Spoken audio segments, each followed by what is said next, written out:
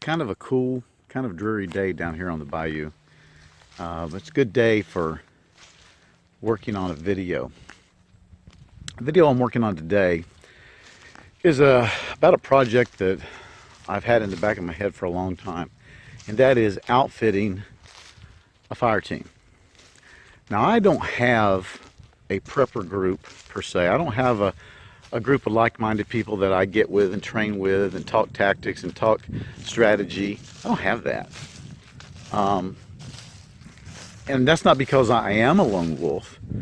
I guess I'm a lone wolf in training, but it's because I just don't have those people. I don't know those people. But I plan, if God forbid, shit hits the fan and we find ourselves having to provide our own protection, and we have some degree of WROL, without rule of law, I plan to defend my home, my family, my homestead in depth. And the only way to do that is with more people. And I understand that. So from a philosophy standpoint, I am not a lone wolf. Not by any means. But I don't have those people, as I said. I have people in mind that I hope, should, God forbid, those things come to be, I have people in mind that I hope would bring their families, their spouses, and would come to our homestead and shelter with us. And if they did, I would want to equip them if they didn't come with their own gear, their own weapons. And I'm planning for that. I'm planning to have to take people who maybe are not all that well trained, who maybe don't have their own stockpile.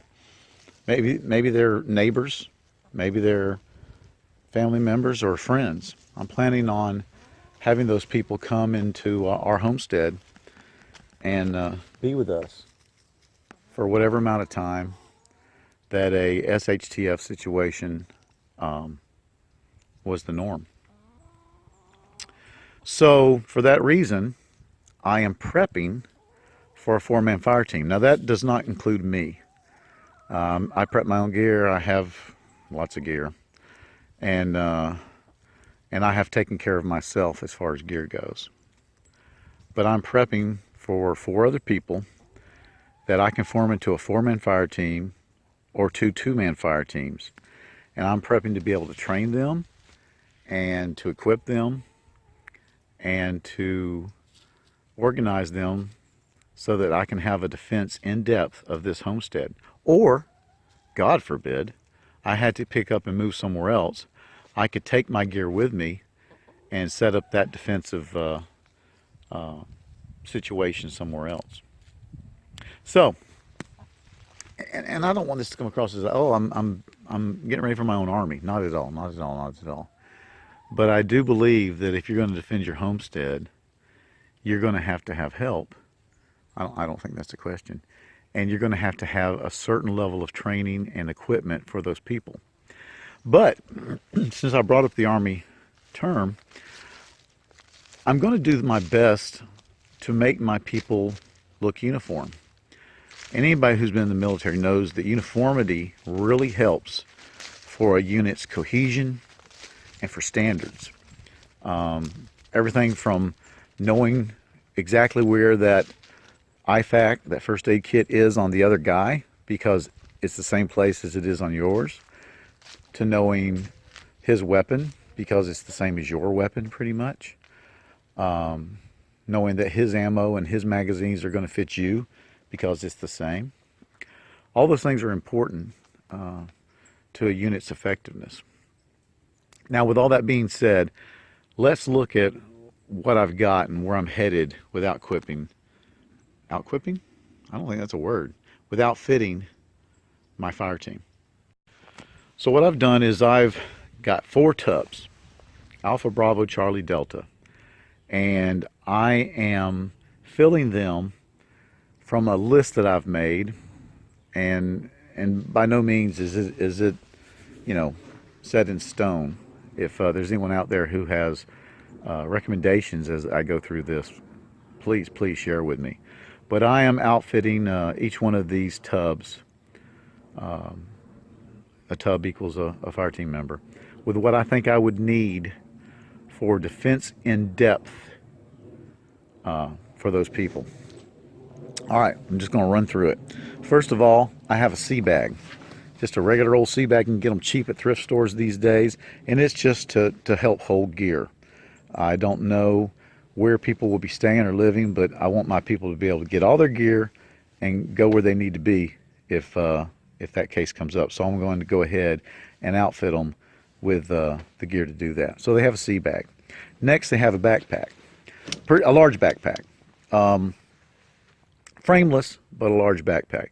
And I just happen to have all black ones. That's what I find in the thrift stores, is black ones for some reason. So they're all either like Black Hawk or SOF backpacks, and they're good for carrying gear on a long trip, or just to aid the sea bag in keeping your gear. Next, I have a web belt. Now, this is one of those places where I think it's real important for uniformity. And I've got 4 of these Defensor Fortis web belts. It's an H-harness system. And if you've watched any of my videos, you've probably seen a video on this because I've done multiple. I love this system. Kind of hard to find now. It was an Air Force Security Forces web belt, and they've gone away from it now. But I think it's a wonderful H-harness. I think London Bridge makes something very similar. They might have been the original source for this. And all of the belts that I've gotten are large XL. They're very adjustable.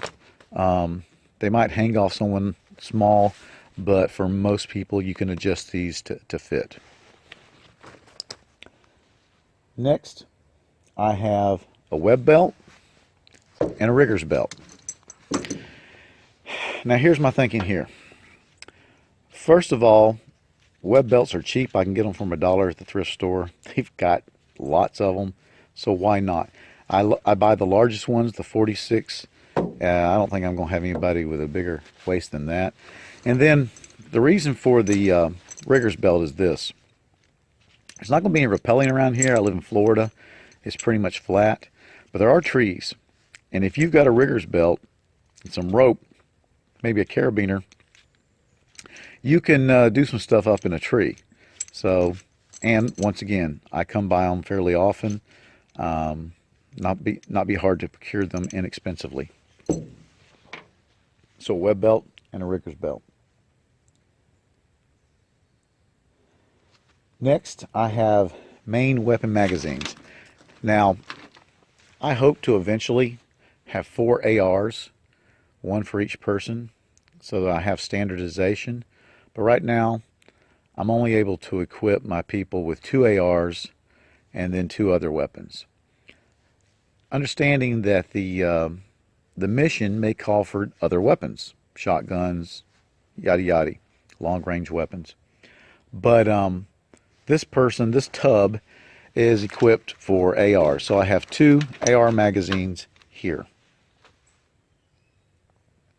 Next, canteens. Canteen pouches. My standard is going to be these Nalgene bottles, and as I find Nalgene bottles at the thrift store, I buy them. But until I get 8 Nalgene bottles, I use these homemade Gatorade canteens. Now, you may notice that I don't have the old issue military magazines. I hate those things. I hate those things. So I like something I can see through, something that's clear, something that's cleanable, and I've never felt that the issue magazines were those things.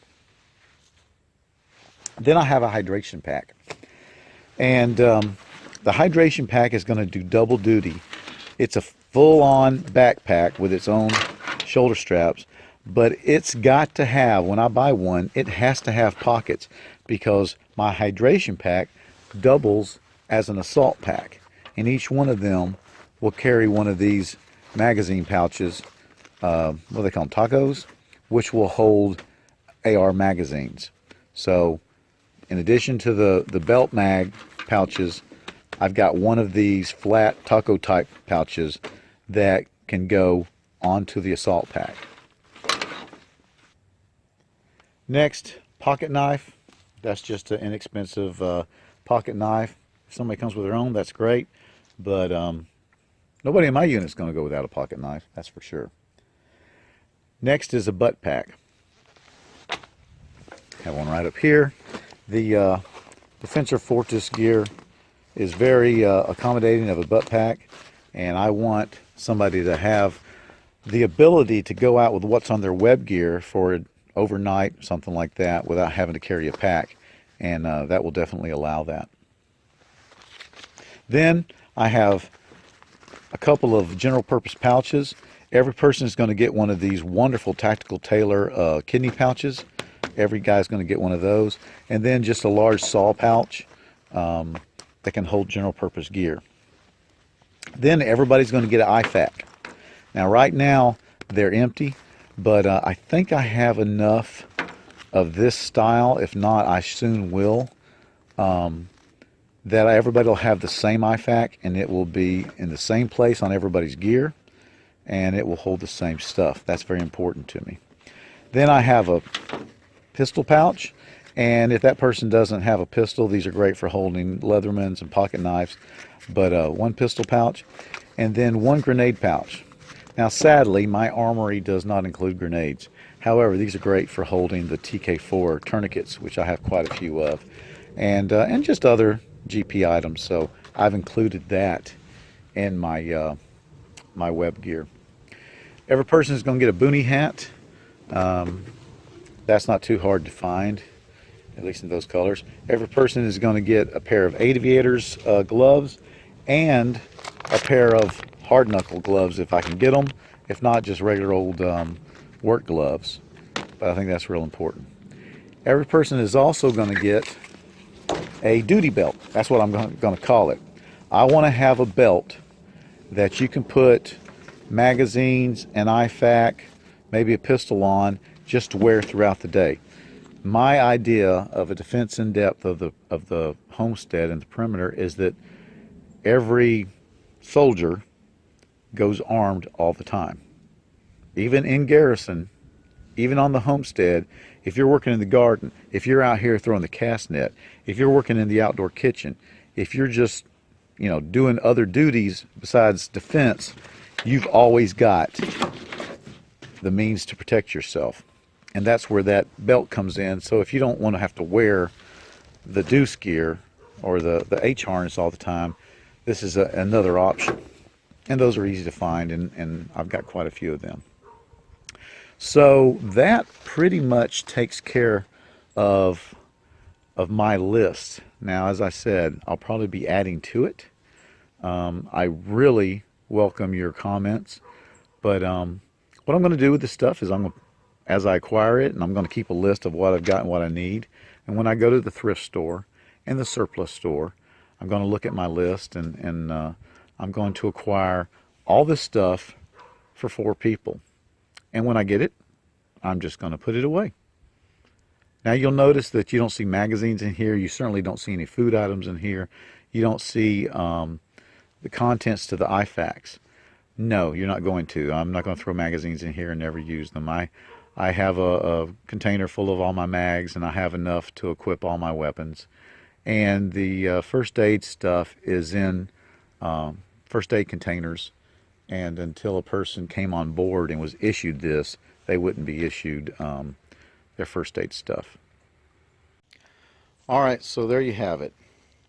All that gear in a tub, plenty of room left over. And I mark it just FT Alpha Bravo Charlie Delta. No reason to put Fireteam on there. No reason to call attention to what it is. And this goes in my